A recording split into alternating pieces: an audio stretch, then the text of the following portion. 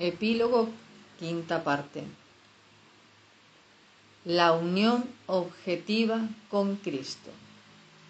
Nuestra relación con Cristo es paralela a nuestra relación con Adán, el primer hombre. De consiguiente, vino la reconciliación por uno, así como el pecado entró en el mundo por un hombre, y por el pecado la muerte. Y la muerte así pasó a todos los hombres, pues que todos pecaron. Porque hasta la ley el pecado estaba en el mundo, pero no se imputa pecado no habiendo ley. No obstante, reinó la muerte desde Adán hasta Moisés, aun en los que no pecaron a la manera de la rebelión de Adán, el cual es figura del que había de venir. Mas no como el delito, tal fue el don, porque si por el delito de aquel uno murieron los muchos, mucho más abundó la gracia de Dios a los muchos y el don por la gracia de un hombre, Jesucristo. Ni tampoco de la manera que por un pecado, así también el don, porque el juicio a la verdad vino de un pecado para condenación, mas la gracia vino de muchos delitos para justificación. Porque si por un delito reinó la muerte por uno, mucho más reinará en vida por uno, Jesucristo, los que reciben la abundancia de gracia y del don de la justicia. Así que, de la manera que por un delito vino la culpa a todos los hombres para condenación, así por una justicia vino la gracia a todos los hombres para justificación de vida. Porque, como por la desobediencia de un hombre los muchos fueron constituidos pecadores, así por la obediencia de uno los muchos serán constituidos justos. Romanos 5, del 12 al 19. La unión con Adán y la unión con Cristo es la forma en que Dios trata con la humanidad, porque por cuanto la muerte entró por un hombre, también por un hombre la resurrección de los muertos, porque así como en Adán todos mueren, así también en Cristo todos serán vivificados. Primera a los Corintios 15, 21-22. Así también está escrito: fue hecho el primer hombre Adán en ánima viviente, el postrer Adán en espíritu vivificante. Mas lo espiritual no es primero, sino lo animal, luego lo espiritual. El primer hombre es de la tierra, terreno; el segundo hombre, que es el Señor, es del cielo. Cual el terreno, tales también los terrenos; y cual el celestial, tales también los celestiales. Y como trajimos la imagen del terreno, traeremos también la imagen del celestial. Primera a los Corintios 15, 45 al 49. Lo que es verdadero en nuestra relación con Adán será básicamente verdadero en nuestra relación con el segundo Adán, el Señor Jesucristo.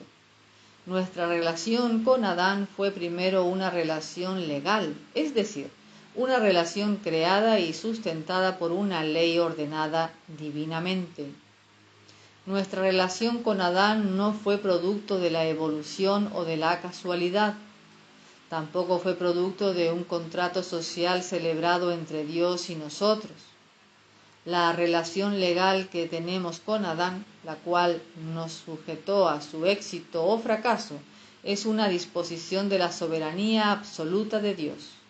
Esto responde la pregunta: ¿por qué nos colocó Dios en una relación legal con Adán? Dios lo hizo simplemente para el aumento de su propia gloria, y más allá de esto podemos decir que lo hizo porque así le agradó hacerlo. Oh, cuánto reclaman los corazones de los pecadores rebeldes en contra de esta relación con Adán. No es justo, dicen. Yo no pedí a Adán que fuera mi representante. ¿Quién se cree Dios que es para hacer esto? ¿Por qué debo ser yo castigado por el pecado de otro, de Adán? Veamos Romanos 9, versículos del 19 al 23, en donde el apóstol Pablo responde magistralmente a estas objeciones.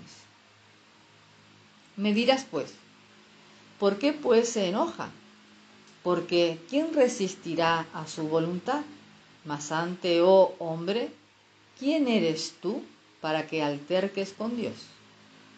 ¿Dirá el vaso de barro al que le labró, ¿por qué me has hecho tal? ¿O no tiene potestad el alfarero para hacer de la misma masa un vaso para honra y otro para vergüenza? ¿Y qué? Si Dios, queriendo mostrar la ira y hacer notoria su potencia, soportó con mucha mansedumbre los vasos de ira preparados para muerte, y para hacer notorias las riquezas de su gloria, mostrarlas para con los vasos de misericordia que Él ha preparado para gloria. Romanos 9, del 19 al 23. Por mandato divino tenemos una relación legal, como descendientes de Adán. Tratar de buscar en la voluntad de Dios otros motivos que Él no ha revelado para explicar esto es caminar en el filo de la navaja, rayando en la curiosidad y la blasfemia. Vea Deuteronomio 29, 29. En la misma manera, estamos unidos a Cristo por una relación legal.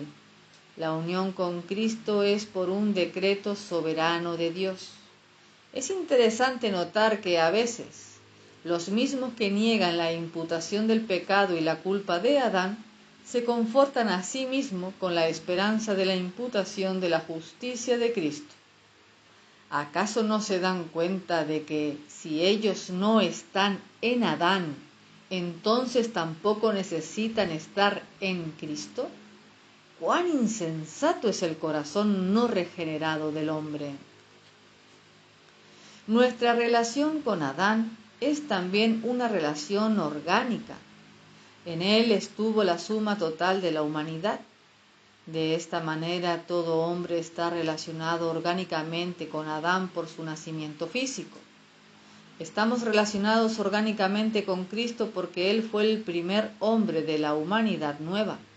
Así como todo hombre fue hecho en la imagen de Adán, Génesis 5:3, así también la humanidad nueva, los elegidos de Dios de todas las edades, están siendo conformados a la imagen de Cristo. Esta conformidad es primero moral y espiritual, y luego en la resurrección será corporal. Mas nuestra vivienda es en los cielos, de donde también esperamos al Salvador, al Señor Jesucristo, el cual transformará el cuerpo de nuestra bajeza para ser semejante al cuerpo de su gloria, por la operación con la cual puede también sujetar así todas las cosas. Filipenses 3, 20-21. Así pues, por una relación legal y orgánica, Adán fue señalado por Dios para actuar por nosotros como nuestro representante. Él nos representó en el jardín del Edén. De esta manera, cuando él cayó en pecado y culpa delante de Dios, nosotros caímos con él. Por ejemplo, cuando el Congreso o el Parlamento de un país declara la guerra a otro, estos cuerpos representativos hablan en nombre de sus ciudadanos. Aunque uno como ciudadano individual no declare la guerra, de todas maneras uno de sus representantes lo hace y esto resulta en un estado de guerra, le guste o no. Adán pecó y de esta manera comenzó la guerra entre Dios y el hombre. La ira de Dios, la separación y la depravación total del hombre son el resultado directo de la caída de Adán en el pecado y la culpa delante de Dios. Por otro lado, Cristo Jesús es el representante de los elegidos de Dios. Él tomó el castigo que ellos merecían debido a la caída de Adán y a nuestro propio pecado. Lucas 22, 19, 20, Juan 17, 19. Como representante del pueblo de Dios, Jesucristo vivió una vida perfecta de obediencia para cumplir toda justicia divina en nuestro lugar. De esta manera, su vida y su muerte son nuestra salvación, porque son vistas como siendo hechas en nuestro lugar, por nuestro representante ordenado divinamente. Adán no solo actuó como nuestro representante, sino también como nuestro sustituto. Su pecado fue contado por Dios como nuestro pecado. Nosotros pecamos en Adán, tanto como Adán pecó por nosotros. Romanos 5:12. Somos culpables porque pecamos contra Dios en Adán. Igualmente, Cristo es explícitamente nuestro sustituto. Mateo 20:28, Juan 1:29. Cuando Él fue crucificado, nosotros fuimos crucificados con Él. Gálatas 2:20. Cuando Él murió, nosotros morimos. Cuando Él resucitó, nosotros fuimos resucitados con Él. Nosotros obedecimos a Dios por 30 años y medio, fuimos abandonados y castigados por Dios en la crucifixión porque estábamos en Cristo. Nuestra relación legal sustitutiva y representativa con Adán debe ser entendida también en términos del pacto adánico. Dios siempre trata con el hombre por medio de pactos. Adán no fue distinto.